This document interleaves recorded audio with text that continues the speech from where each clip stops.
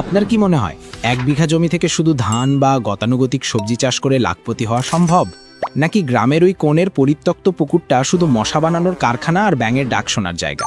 আচ্ছা, কেমন হতো যদি ওই একটা পুকুর আর মাত্র 1 বিঘা জমি আপনাকে একসঙ্গে 5 দিক থেকে টাকা এনে দিত? হ্যাঁ, ঠিকই শুনেছেন, 1-2 নয়, একদম 5 দিক থেকে ইনকাম। পকেট ভরবে, কিন্তু পরিশ্রম হবে অর্ধেক। আজকে আপনাদের সামনে এমন একটা ম্যাজিক মডেল ফাঁস করতে যাচ্ছি, যেটা না জানলে আপনি হয়তো আপনার মহামূল্যবান জমির আসল দামটাই কোনোদিন বুঝবেন না।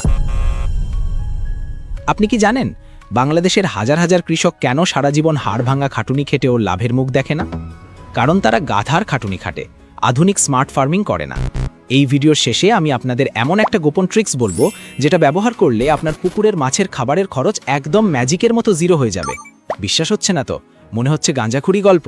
তাহলে ভিডিওটা শেষ পর্যন্ত দেখতে থাকুন, গ্যারান্টি দিচ্ছি আপনার চোখ কপালে উঠবে। আমাদের গ্রামের কাশেম চাচার কথাই ধরুন। লোকটা ভীষণ সহজ সরল, কিন্তু মাথায় বুদ্ধিটা ওই আদিম আমলের। ওনার 1 বিঘা জমি আছে, যেখানে বাপদাদার আমল থেকে তিনি শুধু ধান আর আলু চাষ করেন। জ্যৈষ্ঠের খরতাপে ঘাম ঝরিয়ে আর বর্ষার হাঁটু সমান কাদা মেখে যখন ধান ঘরে তোলেন, তখন হিসেব করে দেখেন পকেটে যা আছে তা দিয়ে নুন আনতে পান্তা ফুরায়। কেন?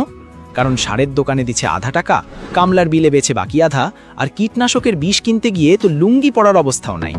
অথচ গ্রামের চায়ের দোকানে বসে তিনি যখন শোনেন চালের দাম বাড়ছে, তখন তার নিজেরই পকেট খাকা। আপনাদের কি মনে হয় কাশেম চাচার মতোই সনাতন পদ্ধতি দিয়ে কি বর্তমান বাজারে টিকে থাকা সম্ভব? এদিকে একই গ্রামের চালাক ছোকরা পল্টু, যে কিনা কিছুদিন আগেও টাউনে গিয়ে অন্যের দোকানে কাজ করত, সে এখন এলাকায় বিশাল কারবারি।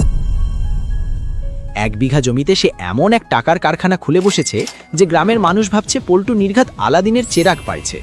কেউ বলে ও নাকি রাতে রাতে টাকা ছাপায়, আবার কেউ বলে ওর জমিতে নির্ঘাত গুপ্তধন আছে। আসলে গুপ্তধন ঠিকই আছে, তবে সেটা মাটির নিচে নয়, বরং পল্টুর মগজে। পল্টুর আসল গপ্পটা হলো ইন্টিগ্রেটেড ফার্মিং, বা এই 1 বিঘা জমিতে 5 ইনকাম মডেল। আপনি কি কখনো ভেবেছেন আপনার পায়ের নিচে পড়ে থাকা জমিটাও একটা হীরা জহরাত হতে পারে, যদি আপনি সঠিক উপায়ে সেটা খোদাই করতে পারেন? পল্টুর জমির মাঝখানে একটা পুকুর। লোকে ভাবতো পুকুর মানেই তো খালি মাছ, কিন্তু পল্টুর কাছে ওই পুকুর হলো একটা মাল্টিপ্লেক্স সিনেমা হলের মতো, যেখানে পানির নিচে 100 চলে, পানির উপরে আরেকশো, আর পাড়ে চলে বাকি সব। চলুন দেখি পল্টুর সেই মাস্টার প্ল্যানটা আসলে কি।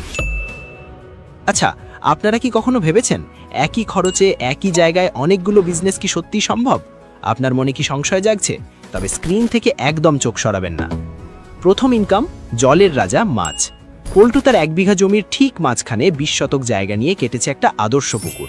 এই পুকুরে সে করে মিশ্র মাছ চাষ, রুই, কাতলা, মৃগেল, সিলভার কার্প আর তেলাপিয়া। পুকুরের 3 তলায়